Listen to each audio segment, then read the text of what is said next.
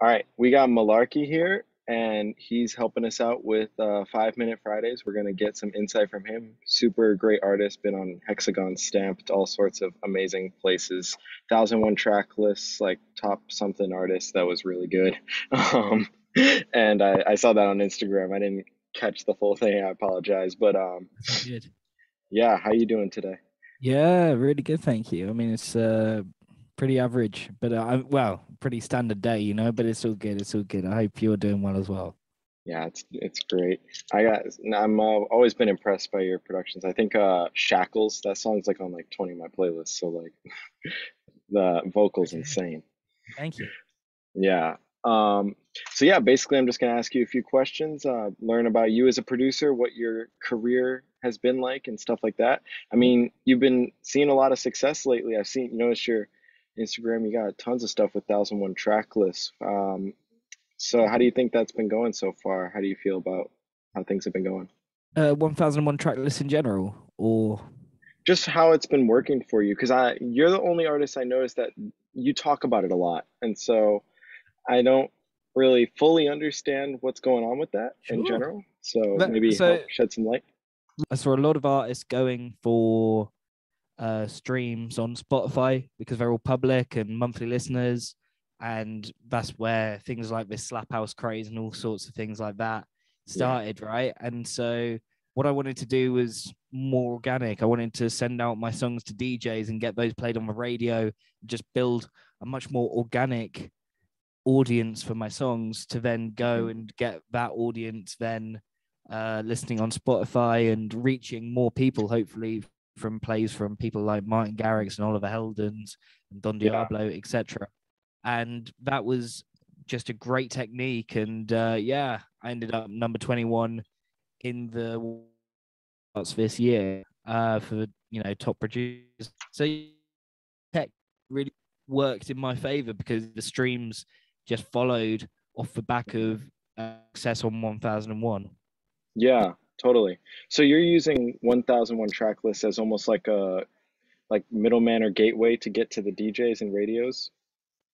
Uh, well, 1001 is more a gateway to the streams, I'd say, but Hmm. uh, to get to the DJs, it's more about sending out your Yeah, tracks essentially. But that kind of thing's important as well to build a reputation with labels and things like that. So, totally. if you're getting a lot of plays from Oliver Heldens, maybe consider sending to Hell Deep, etc., etc. It Hmm. it all kind of works in favor with each other. Hmm. Um, and yeah, it was just the kind of hub for me to start understanding who my audience was and what people were liking, what people weren't. It was really good because sometimes on Spotify you can just luckily land in one playlist and it does X amount of millions of streams, whereas Right. this was very very much more like seeing what the general consensus was on records. Sure. And I imagine that also is sort of like, if you get on that one Spotify playlist, that's just, you're kind of reaping the benefits of their audience. Whereas I imagine if you're doing it the way you're going about this, you're kind of exposing yourself to build your rep among all Yeah, these DJs and 100%. labels. Because that's always been something I've wondered about Spotify playlists. It feels like it's just kind of like they pop you in there, you take what they got, and then you're just kind of, okay, now we forgot about you. Yeah, I mean it's very similar to that. I mean, unless you know people at Spotify, then yeah, it's very, very much like that. I mean, there's lot of big independent playlists, but then again, that Mhm. can also be a lot of people passively listening, so people listening in restaurants and things like that. Yeah, totally, totally. So obviously you've got some good strategy then in terms of your outreach and how you like your strategy on getting it out there. So I imagine you have to combine that with good music. Like you can't just have a kick-ass strategy and then send out you know a, a turd of a song. So Yeah, yeah. yeah. So what would you say is like one of the biggest things that helps your songs get to the level that when you send them out, they're gonna be like, oh, we see this and we love it, not just we see it. I think having just something that gets a reaction from someone makes them go, "Oh, yeah, this works. This isn't too outside the box, but it's just right. And I think Hmm. that's the sweet spot I was hitting with songs like Money and Shackles, is they could work in so many different people's sets. They could work in a Jonas Blue set, which is more poppy. They could work in Hell Deep. They could work for the houseier kind of people who'd normally just Totally. play tech house or piano house. They were working for every single artist, and that's why they got played by so many different variables of artists. Everyone from Don Diablo to Claptone supported me last year, and they are very Hmm. different artists when you think about it. But that's Yeah. what made my music. It was really accessible. So it's Hmm. like finding the right balance between what's kind of popular, while not doing what everyone else is doing, and just finding that right little niche spot where the tunes are going to pop through. It's Yeah. it's a hard thing to really get right, but I've been producing for over 10 years now, so it's Totally. one of those things, and DJing, so I know what I'd like if I got in my inbox, and it's one of those Hmm. things that maybe comes with time. Yeah. I think that's definitely where I, as a producer, struggle the most because I've been producing for like 8 years. So in the end, I know how to make quality, but my issue is not being generic. Because they'll say like, "Oh, that's too generic. You should be unique, but not too unique, but not too generic." So you got to find that area that It's maybe really 10 hard. people It's have really ever hard. found. Yeah. um, and it's a frustration, but I'm sure it'll come with time.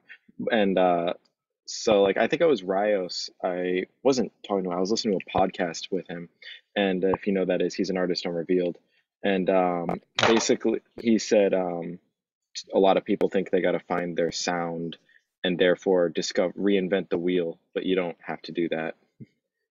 Oh yeah. Oh yeah. Yeah. Yeah. It's not about that. I mean, my two top songs are very much based within genres and sounds that have already been developed. It's Hmm. just doing slight variations that make people go, oh, okay, this is this person's approach to doing it, essentially. So yeah. Yeah, totally. So no, that's actually very good. So would you say like just because I'm sure I have hopefully I'm going to get some subscribers that are producers. So do you have any producer tips, like technical stuff that you have like that you've learned over the years that you wish someone had told you that helped your tracks, kind of boost up anything like that? Um, no, honestly, like everyone wants to know very detailed production stuff, but that's not really what I'm about. I mean, probably learning not to distort stuff because for the first 3 4 years I was clipping hell, and learning how to not do that was quite important. So Mm, as ridiculous yeah. as that sounds, and then just learning actually a lot of mix, just like volume, and not being afraid to kind of put automation clips where you actually think you'll need them. Like it's important sometimes Yeah. just to automate a sound to be a few dBs quieter in a certain Hmm. section, Yeah, because volume's it will make huge. the mix down so much better. But that's the thing. It's like everyone forgets that compression, EQ, all of these things. We're talking about volume. It's all volume at the end of the Totally. day. So yeah, Hmm. I think that's the most important part, is knowing when to make something stick out and when not to. Yeah. Like when working with vocals, etc., etc. So that's the main thing I'd probably say in terms of production. It's not some super exciting. I'm sorry, I don't have like a really fun thing to Hmm. say there, but No, it's it's yeah, I fine. mean, standard, but it's cool. But I think you said but something if really you're talking important about, though. oh yeah, yeah, yeah, it's baseline. I think I would maybe overthink back in the day, Hmm. but now Totally. now I'm like, okay, volume is all about that basically. Hmm. Yeah, I would say like because I used to coach some producers like that were less good than me, and obviously you're better than me, so it's all levels. But like in the end, they would always be like, "How do you mix? How do you mix?" And I would say like, just balance your volume, please. Like they'll say my kick's not standing through the mix. Should I compress it? I'll say turn it up.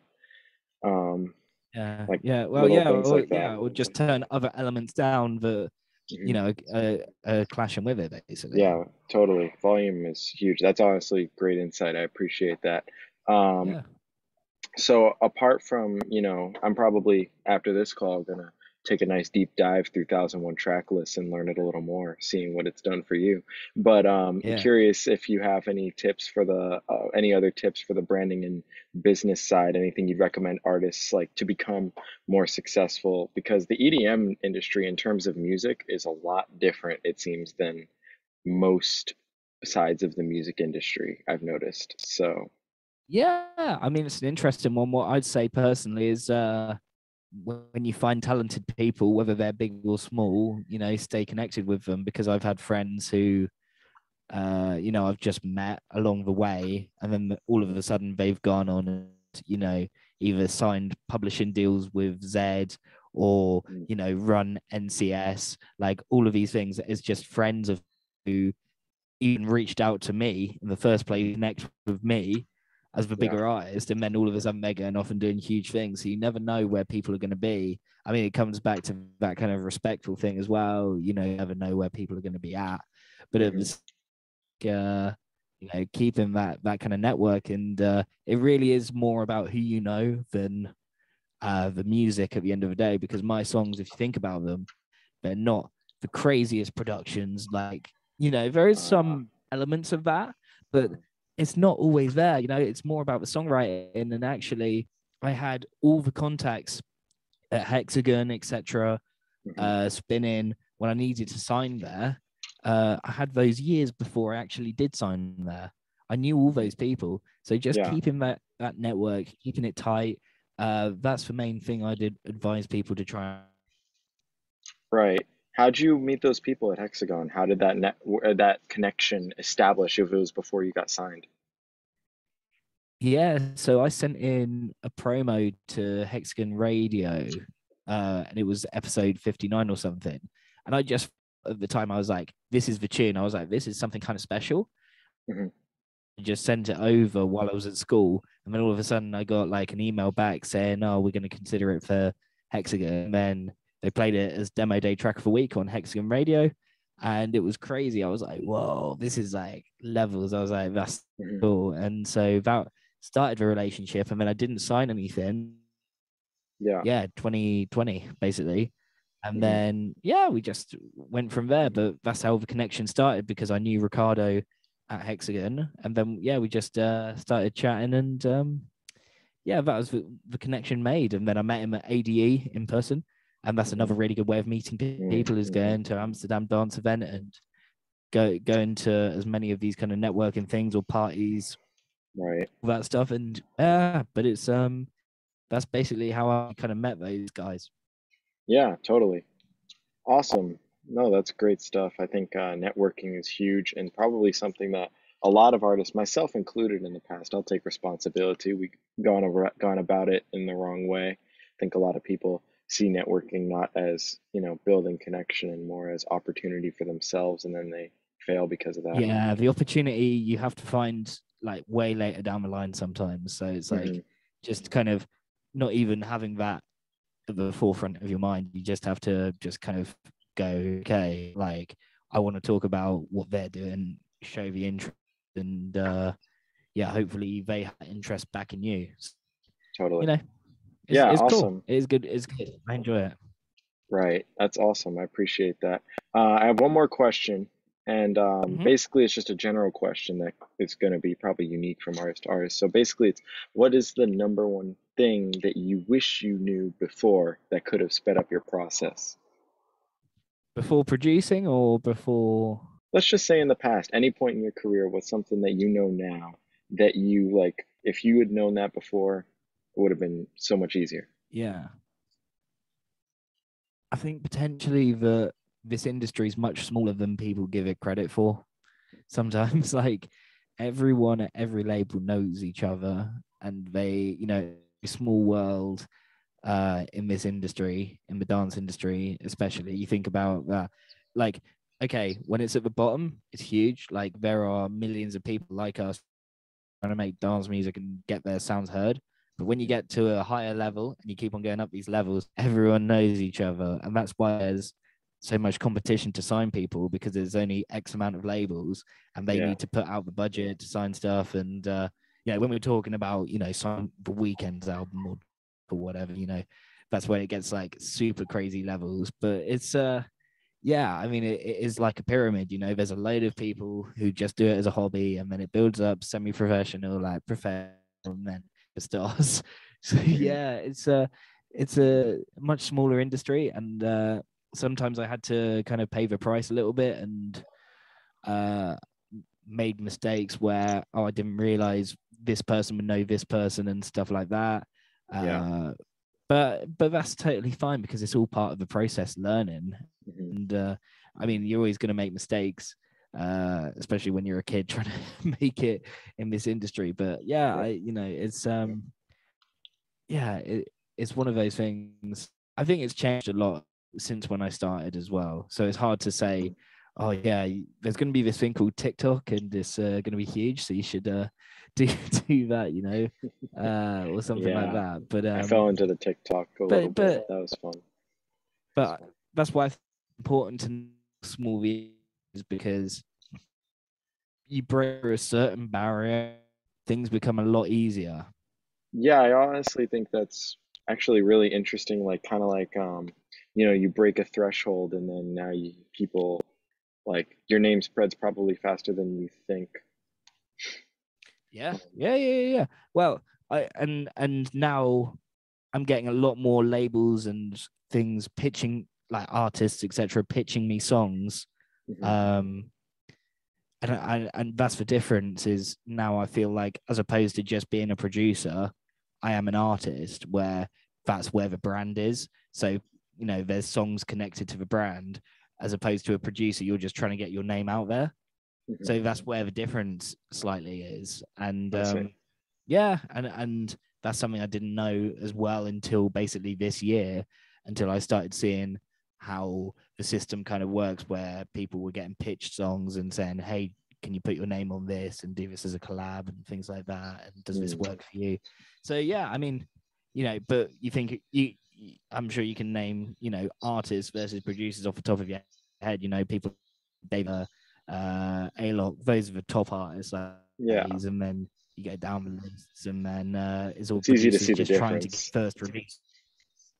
Yeah, they're just trying to get their first release on Generation Hex or whatever, you know. So Yeah, but it's all good, you know. It's part of the process as well. for sure. I mean, I'm still a producer, not an artist yet, so it's a Oh, process. that's good. No, no, but It's a do process. it. You know, It'll it's get all there. about the work, man. If you put it in, you know, the good things can happen. Nah, for sure. And that honestly speaks to a lot of people, so it's very nice to hear. And yeah, I imagine with time, because also it's a small industry, I imagine that means that there's room.